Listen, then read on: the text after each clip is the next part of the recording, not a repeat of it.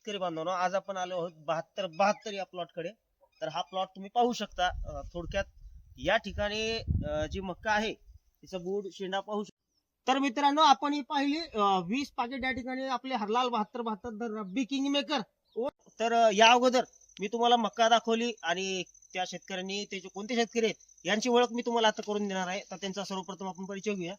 नमस्कार दादा. नमस्कार. तर आपलं नाव, गाव, पूर्ण माहिती द्या, तुमचा परिचय द्या. माझं नाव अमोल रामदास सपकाळ, राहणार इस्लामपूरवाडी, तालुका जिल्हा छत्रपती संभाजीनगर. आणि आणि ही मका तुम्ही किती पॅकेट घेतली? मक्का आम्ही यावर्षी 4 पॅकेट घेतली होती.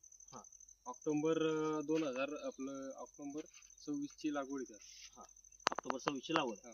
आणि मग हे 3-4 ठिकाणी आहे समजा, इथं पण काही भाग आहे, काही भाग तिथं आहे, काही भाग तिथं आहे, असे जवळ आपले टोटल 20 पॅकेट होतात. 20 पॅकेट. म्हणजे सरासर आपली मका ही जवळजवळ आम्ही 10 एकरावर मका आहे. 3 जण शेतकरी मिळून 20 पॅकेट घेतली. 3 जणांनी मिळून 20 पॅकेट घेतले तुम्ही. तुमचा आणखी दादाचा पण आपण त्या ठिकाणी घेऊया. दादानी पण लावलेलं आहे. आणि तर तुम्हाला ही मका कशी वाटली? नेमकं किती वर्षापासून तुम्ही ही मका लावताय आणि काय नेमकं वाटतं तुम्हाला या मक्याबद्दल? काय वैशिष्ट्य आहे तुमच्या अंदाजे, तुमच्या माहितीच तो? आम्ही गेल्या 4 वर्षापासून ही मक्का घेतो. आणि शक्यतोवर जवळपास म्हणजे हिरवा चारा आणि कंस पण मक्काचे एकदम खूप छान आहे. आणि मक्काचं जे सायका म्हणजे याच्यात जनावरांसाठी एक वरदानच ठरलं मक्का. आणि हिचा चारा कसं खातात जनावर?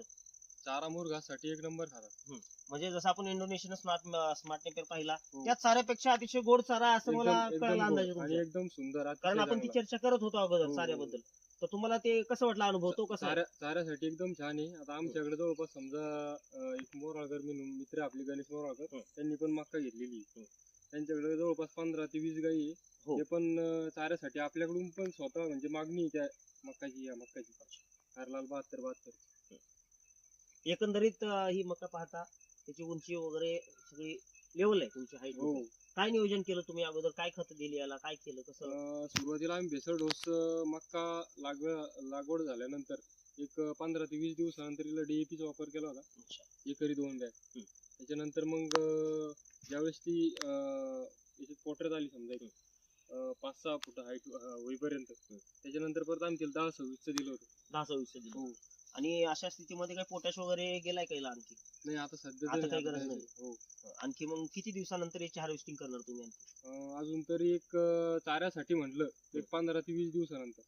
म्हणजे काही मका तुम्ही चाऱ्यासाठी घेणार आणि काही उत्पन्न पण घेणार. दोन्ही गोष्टी मध्ये तुम्हाला अनुभव चांगला आलेला दिसतोय गेल्या ह्या 2-4 वर्षांमध्ये.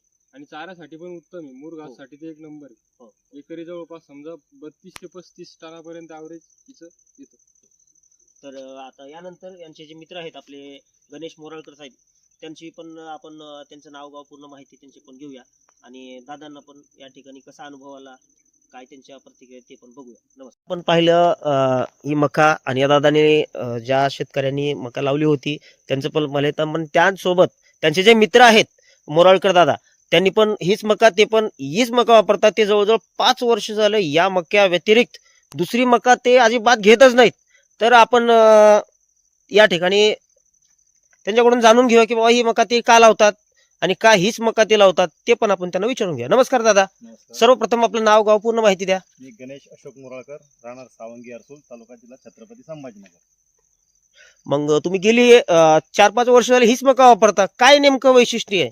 ह्या मक्काचं वैशिष्ट्य असं आहे, उत्पादन जर घेतलं तर एकरी जवळपास 40 ते 45 क्विंटल आपली मका होते. अच्छा. आणि चाऱ्याचं जर नियोजन केलं तर 40 टनापर्यंत आपल्याला मक्याचा चारा भेटतो, मुरघास भेटतो.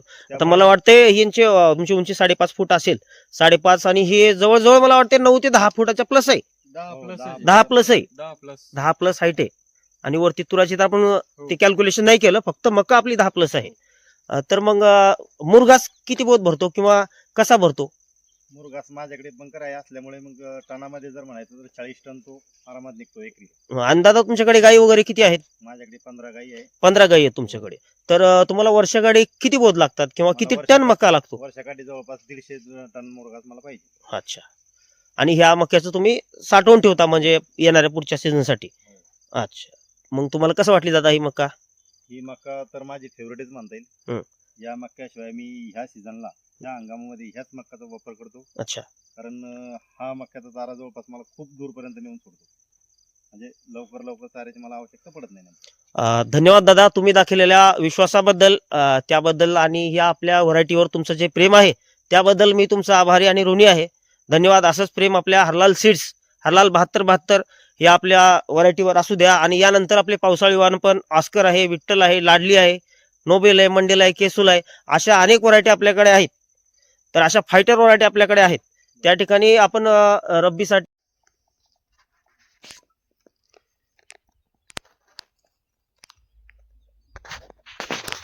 नमस्कार मित्रांनो, तर ही आपण मक्का पाहतोय. या मक्याबद्दल जाणून घेण्यापूर्वी सर्वप्रथम आपण शेतकऱ्यांचं नाव, गाव, त्यांची पूर्ण माहिती जाणून घेऊया.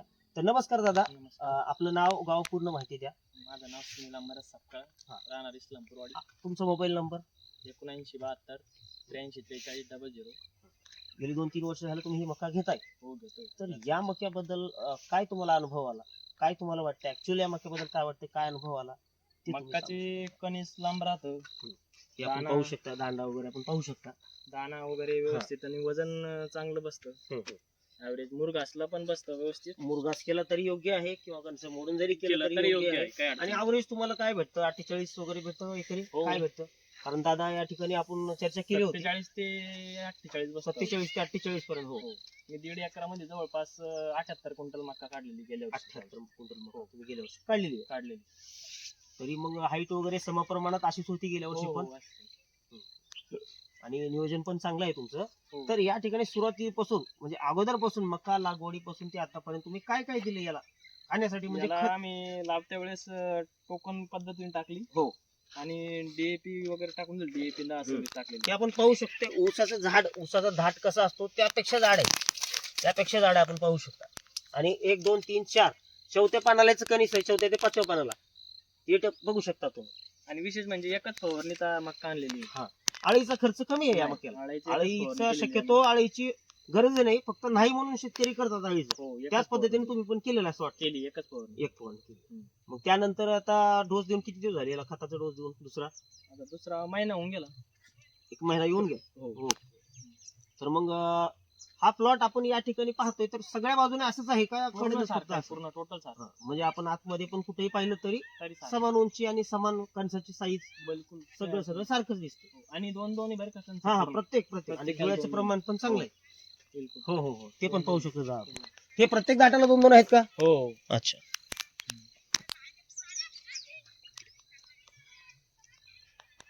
धन्यवाद.